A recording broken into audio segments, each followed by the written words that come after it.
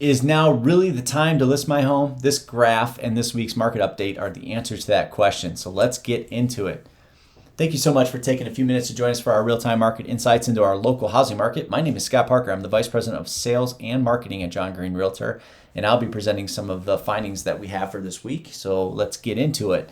Our main two discussion points: are we beyond the trough of the supply-demand imbalance? And then also just realizing the total impact that COVID has had year over year, just in terms of the numbers.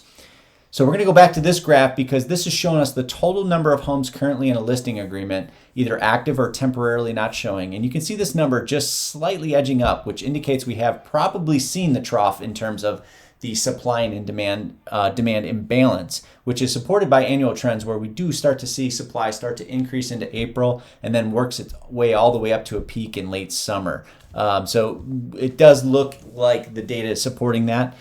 This is also backed by Zillow's data as well, which shows the correlation between when a property comes to market and its final sales price. And you can see their data suggests that these next 30-day window is really optimal for listings and sellers. So you put this together with the trough we have experienced, and we probably have seen the most drastic impacts of the supply-demand imbalance behind us for 2021.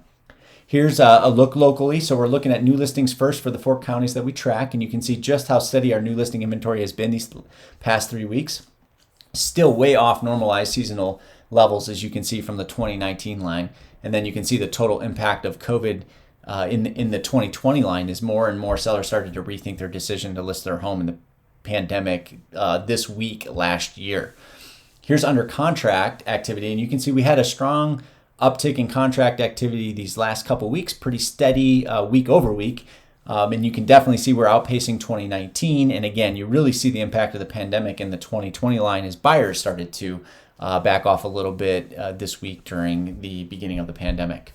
Here's the real-time showings graph, which is a great forward-looking indicator of buyer activity. And you can see we're falling right in line with 2019, but with way less available listings to show. So the number of listings per showing continues to astound us. It has really gone up, and it's at one of the highest levels that we've ever tracked.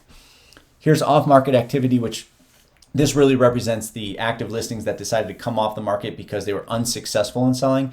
And you can see this year, as steady as can be, very little homes coming off the market. And look at that massive increase last year, week over week. We just saw a huge number of sellers decide to back out of the market. These next two graphs kind of show us supply and demand and absorption rate. So here is under contract versus new listings.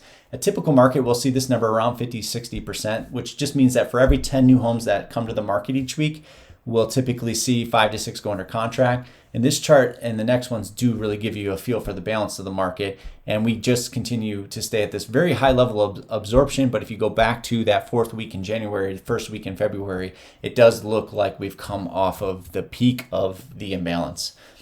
Here's another look at that where we add in off-market activity. So between the homes that sold and the sellers that decided to come off the market versus the homes that came on the market, you can see the imbalance still, again, seasonally very high, but you can really take a look at the impact of the pandemic this week last year, as this was kind of the peak week for a lot of sellers rethinking their decision to be on the market and taking their homes off the market.